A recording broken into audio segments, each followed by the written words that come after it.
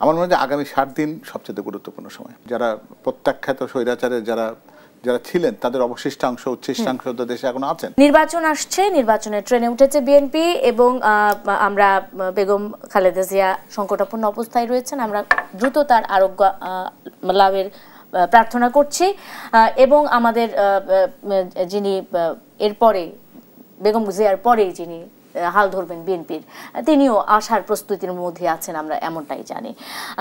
নির্বাচন নিয়ে শেষ পর্যন্ত আপনাদের ভাবনাটা আরেকটু জেনে নিতে চাই। এখানে খুব সহজ ভাষায় বলি, আপনি একটু আগে কথা হচ্ছে বিএনপি ক্ষমতা দখল করেছে অভিযোগের কথা বলছিলেন।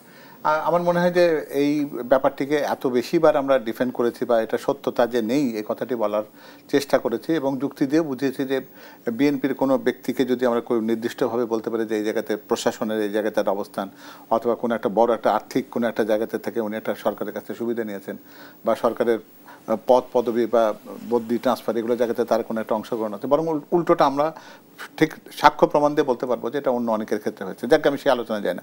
আমার মনে হয় যে আগামী ৭ দিন সবচেয়ে গুরুত্বপূর্ণ সময়।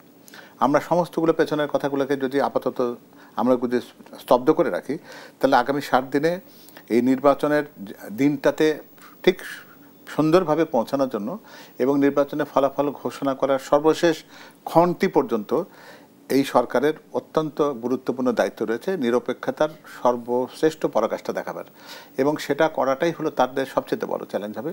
সেখানে অনেকগুলো চ্যালেঞ্জ অবশ্যই আছে। আইন শৃঙ্খলাকে ঠিক রাখা, একসাথে ৩০০টি আসনের হাজার হাজার ভোট কেন্দ্রে ভোট হবে, দুটি ব্যালটে জনগণকে ভোটাধিকার প্রয়োগ করতে হবে এবং একটা রাজনৈতিক বাতাবরণে আমরা জানি যে যারা প্রত্যাখ্যাত স্বৈরাচারের যারা ছিলেন তাদের অবশিষ্টাংশ উচ্ছিষ্টাংশ দেশে এখনো আছেন।